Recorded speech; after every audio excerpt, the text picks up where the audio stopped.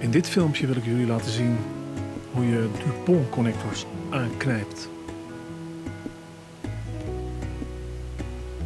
Wat hebben we daarvoor nodig? Gereedschap. Gereedschap. Uiteraard Dupont connectors. Een kniptang. Een striptang. En een krimptang. Het draadje wordt 3 mm aangestript van de juiste diameter, want niet elke diameter kun je verwerken met deze connectors.